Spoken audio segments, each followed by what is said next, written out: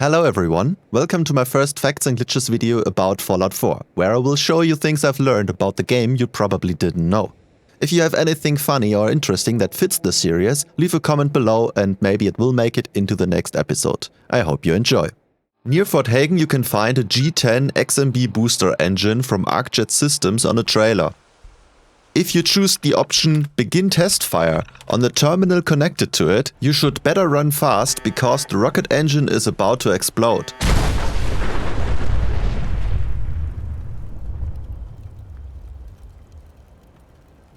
Fun fact, obviously you can do this just once per playthrough.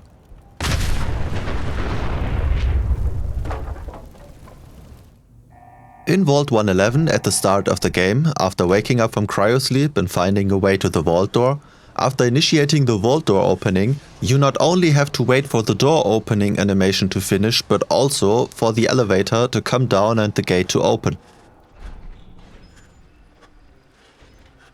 But if you run to a specific spot after you initiated the vault door opening, the elevator on the other side that brings you out of the vault starts to come down immediately. So you don't have to wait for it after the vault door opening animation finishes and you walk to the elevator gate. This trick is also used in the glitchless speedrun category of Fallout 4. Maybe you didn't know or never tried, but you can actually get back into Vault 111. You just have to push the elevator button and walk onto it. And there is a good reason to come here with Dogmeat to get a unique weapon. For Dogmeat to appear in the vault, all you have to do is press the button to crouch. Go with him to the master level lock display case in the Overseer's room and use the fetch item mechanic. How you doing, buddy? Hey boy, think you can find something for me? See if there's any good stuff nearby, boy. After a few tries, Dogmeat will grab the Cryolator out of the case and you can take it from his inventory.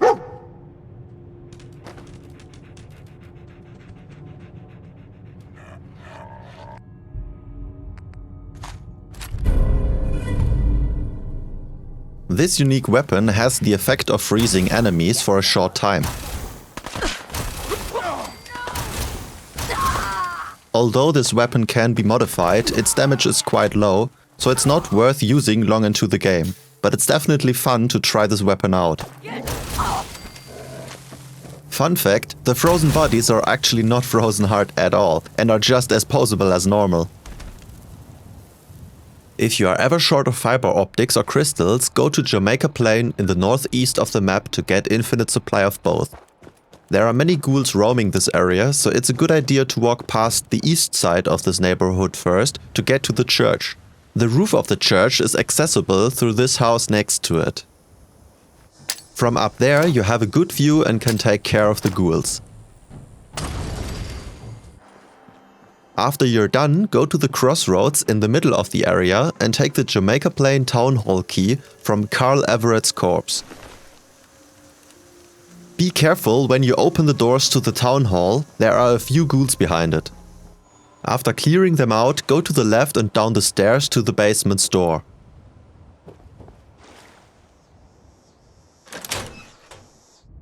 When you're inside, find your way to the room where the massive amount of lasers are. Welcome to the Treasures of Jamaica Plain. The security system is active. After dealing with the 3 turrets, press the red button at the end of the corridor twice to reactivate the laser tripwires to disarm them afterwards.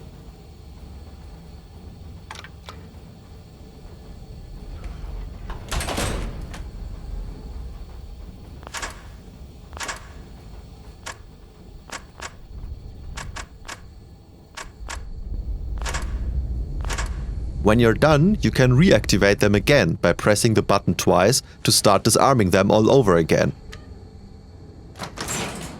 Repeat this process as many times as you like to loot a total amount of 49 crystals, fiber optics and steel each time you disarm all of the laser tripwires. When you met Trashcan Carla, a traveling caravan merchant, for the first time on the road between the Museum of Freedom and the Drumlin Diner, choose the dialogue option Sarcastic, and you will get a permanent 10% discount from her. Hi. So what's your story? Looking to trade? Rob me? Or just ask directions to Diamond City?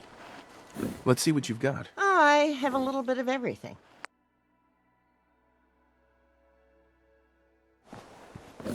Huh? Hey. So what's your story? Looking to trade? Just looking for love, sweetheart. Boy, have you come to the wrong place. My loving days have long since passed. But I'll tell you what, wise ass. You made an old girl smile, and that ain't easy. You want to do some trading? I'll give you a discount. I've got a few minutes to browse. Here's what I got. After you completed the Minutemen introduction quest When Freedom Calls in the Museum of Freedom in Concord, back in Sanctuary, Preston Garvey will give you the first settlement recruitment quest, The First Step, which belongs to the main quest line of the Minutemen. Excuse me. Hey, good to see you again. I was hoping you'd show up. You say you were frozen. Anybody else make it out with you? My son. Somebody took him away while I was still trapped. Anyway, I've had word from a settlement asking for help. I'd be glad to help. That's fantastic.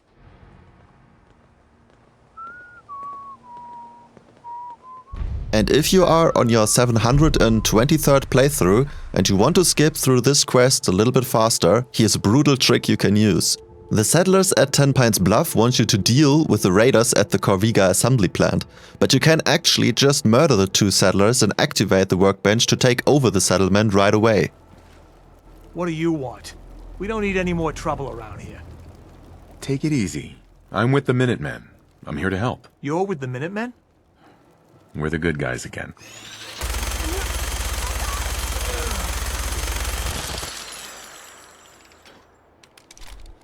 Preston will grant you the rank of General of the Minutemen anyway, and the Minutemen quest line continues as normal.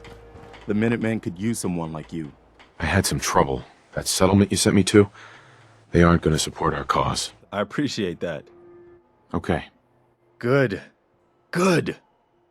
The only drawbacks are you get no experience because you technically failed the quest, and of course having to hide the bodies.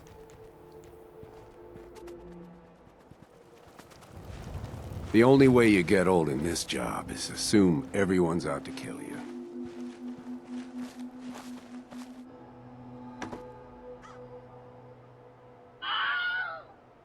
At the end of the quest When Freedom Calls, when you're fighting the raiders, after Preston and you eliminated enough of them, or if you approach the end of the main road, a Deathclaw will burst out of the sewer.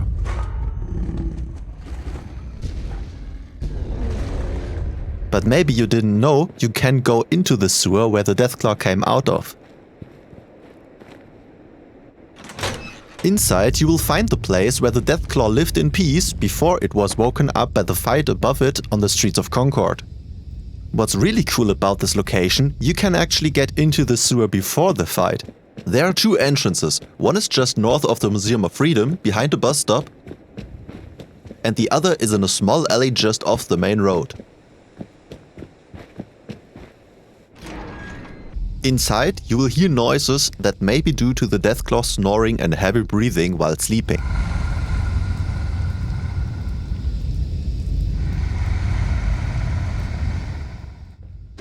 But unfortunately, you can't get to it because the door to its nest is chained from the other side. Chained up on the other side.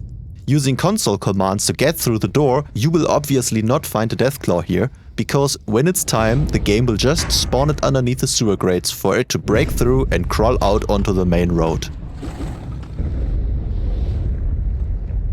Thank you so much for making it to the end of the video. Please like the video if you enjoyed it and subscribe to the channel for more Fallout 4 facts and glitches.